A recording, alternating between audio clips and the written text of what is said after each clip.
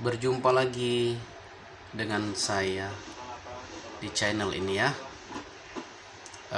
Di video sebelumnya saya menceritakan tentang kapal baru ya yang saya dapatkan, yang dipercayakan oleh perusahaan, diambil di negeri jiran, di negara Malaysia ya.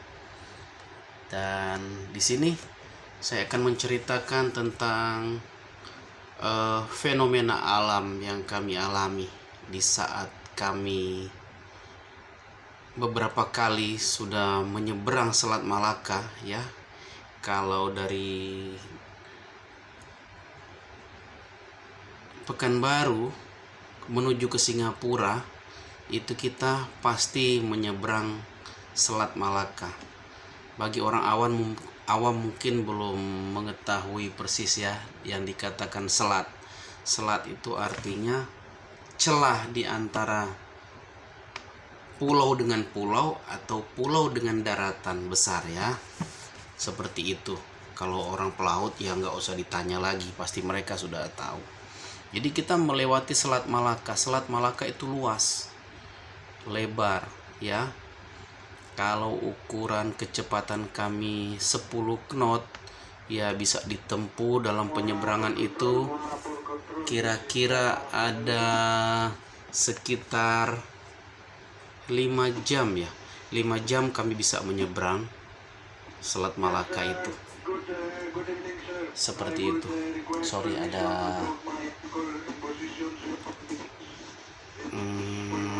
bunyi-bunyian ya dari radio port control. Jadi saya menjelaskan lagi tentang cerita penyeberangan kami. Kira-kira sudah ketiga kali kami menyeberang Selat Malaka. Dan waktu kami masuk ke Singapura dan akan kembali ke Pekanbaru dengan keadaan tongkang boleh dikatakan berisi tapi tidak punya muatan berat. Muatan kami hanya kontainer kosong. Seperti biasa sekitar 340-350 unit ya. Ada 5 tier namanya, 5 susun. Tier itu dibilang susunan ya. Kalau di sistem kontainer dibilang tier, susunan itu. Jadi kami mempunyai muatan 5 tier lebih, 5 tier ada lebih beberapa unit saja di atas ya. Jadi tinggi sekali muatan kami. Waktu itu kami menyeberang memang waktu itu musim angin barat. Musim angin barat di akhir tahun ya. Di akhir tahun itu teman-teman. Kami berangkat cuaca memang sudah mendung ya, memang waktu itu cuaca di bulan Desember selalu disertai dengan hujan ya, hujan angin seperti itu. Ya kami sudah terbiasa dengan keadaan itu sih. Jadi kami berangkat dari Singapura itu kira-kira sore hari, dan kami berbarengan dengan 2 kapal. Jadi nama kapal saya yang akan saya cerita sini namanya Marco Polo. Ya kalau pelaut-pelaut yang umur 40-an ya sudah mungkin masih tahu lah nama-nama kapal itu sekarang ya. Kami berangkat 2 kapal dari Singapura, satu perusahaan ya. Saya berangkat duluan, dia di belakang. Tapi karena kami cepat ya kami agak tinggalin dia di belakang kira-kira beberapa mil. Jadi begitu kami menyeberang Singapore Channel itu adalah jalan seperti jalan raya ini dibagi alurnya. Alur dari barat kita lewat alur kanan, alur dari timur kita lewat dari kanan. Jadi kita tidak akan bakal ketemu. Cuman kalau kita menyeberang ke Indonesia kita harus crossing traffic, namanya menyeberang daerah traffic ya, lalu lintas kapal laut.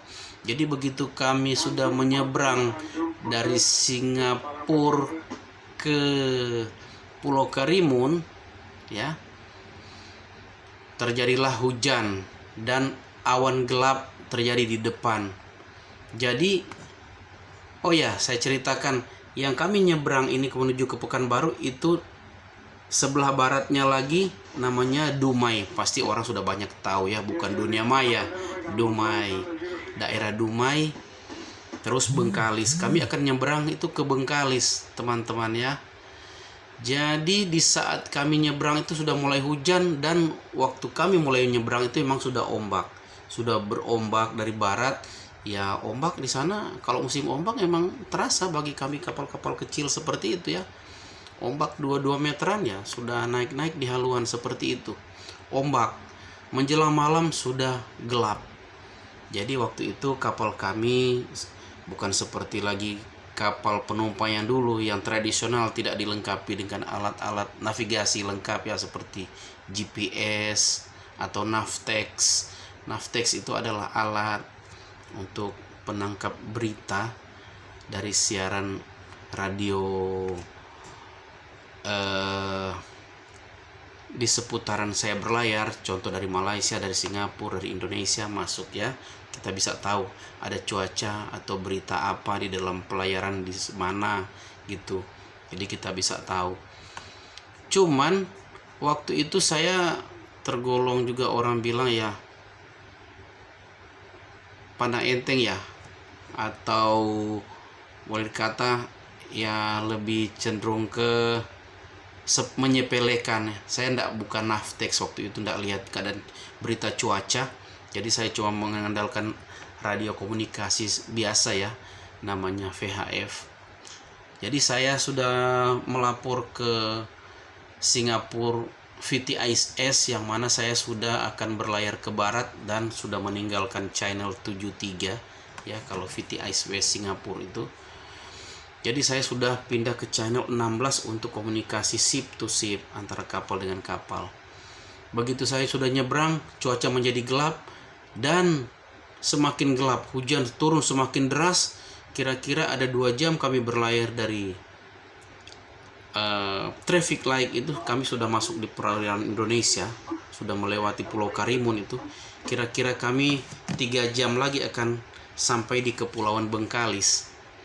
Itu kami teman-teman, terus gelap gulita, dan kompas kapal kami kan bulat, itu dia berputar kayak gasing dan bolak-balik.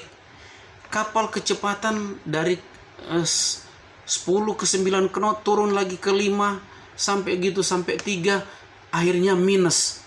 Kami teman-teman terbawa mundur. Ternyata di lingkaran kami saya hidupkan itu Navtex. Kebetulan itu jam jaga saya sebagai nakoda ya. Jam jaga nakoda itu dari jam 6 sore sampai jam 12 malam. Begitu juga jam 6 pagi ke jam 12 siang, seperti itu gantian. Karena kita cuma berdua officer ya, kapten sama chief officer.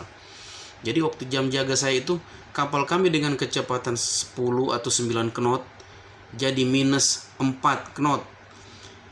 Jadi kami tersapu. Ternyata waktu saya hidupkan Navtex itu ada terjadi puting beliung di Selat Malaka. Selat Malaka tepatnya dia terjadinya dari daerah Dumai menuju ke Bengkalis di haluan saya. Cuman angin berputar itu tidak sampai ke saya. Cuma dia punya lingkaran angin itu sekian kuatnya ya. Jadi pusaran angin itu tidak sampai ke kapal kami. Cuman lingkaran angin itu yang kencang betul. Kami sudah cek kecepatan, gelap gulita, dan akhirnya saya cari posisi. Kami sudah melewati itu Pulau Iyu kecil di Karimun. Sudah melewati 2 jam. Sudah bahkan mau 3 jam.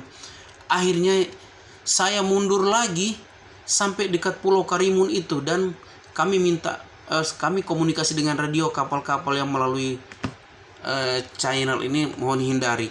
Ternyata teman kami sudah mendapatkan informasi lebih dulu karena dia hidupkan Navtex. Alat Navtex itu penerima cuaca, penerima berita, dan dia ikut berputar di sebelah Pulau Karimun melewati dalam-dalam kepulauan Selat Panjang.